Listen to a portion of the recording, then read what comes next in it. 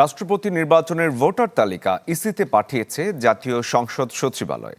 আরও জানাতে নির্বাচন কমিশন থেকে এই মুহূর্তে আমাদের সাথে সরাসরি যুক্ত হচ্ছেন সহকর্মী আশিকিন প্রিন্স।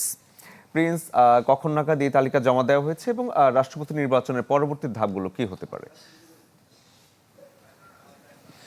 শরীফ, রাষ্ট্রপতি নির্বাচনে ভোট দিয়ে থাকেন সংসদ সদস্যরা, সেজন্যই তাদের নামের তালিকা বা ভোটার তালিকা সংসদ সচিবালয় থেকে সকালে নির্বাচন কমিশনে পাঠানো হয়েছে। এখন নির্বাচন কমিশন যে প্রয়োজনীয় পদক্ষেপ অর্থাৎ ভোটার তালিকাটি বিজি প্রেসে পাঠাবে এবং পরবর্তীতে ভোটার তালিকা প্রকাশ করা হবে। জেডআই ওয়াটার ট্যাঙ্ক দিচ্ছে আজীবন ওয়ারেন্টি। জেডআই ওয়াটার ট্যাঙ্ক, পানির সুরক্ষায় টেকসই সমাধান।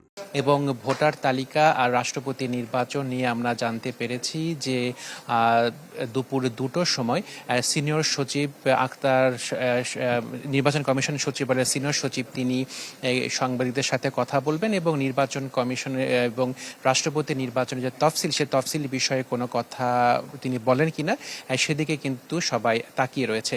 এবং আপনাকে জানিয়ে রাখি যে রাষ্ট্রপতি পদ থেকে মোহাম্মদ শাহাবুদ্দিন পদত্যাগের পর রাষ্ট্রপতির দায়িত্ব পালন করছেন জাতীয় সংসদের স্পিকার হাফিজউদ্দিন আহমদ।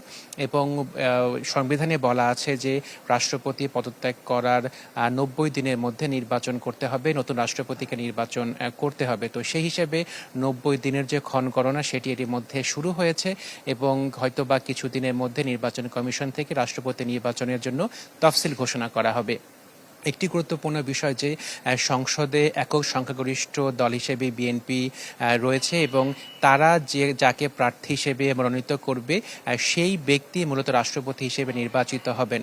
যদিও বিরোধী দল হিসেবে জামায়াত ইসলামী এবং এনসিপির তাদের রাষ্ট্রপতি পদের মনোনয়ন দেওয়ার সুযোগ রয়েছে, তবে আমরা জানতে পেরেছি যে এই রাষ্ট্রপতি নির্বাচনে বিরোধী দল থেকে কোনো প্রার্থীকে মনোনয়ন দেওয়া হবে না। তো সেই হিসেবে বলাই যায় যে বিএনপি যাকে মনোনয়ন দেবে তিনি হবেন পরবর্তী রাষ্ট্রপতি। যেহেতু বিরোধী দল থেকে কোনো প্রার্থী দেওয়া হবে না, সেহেতু বিএনপি যাকে মনোনয়ন দেবেন তিনি বিনা প্রতিদ্বন্দ্বিতা নির্বাচিত হবেন, এটি মূলত নিয়ম।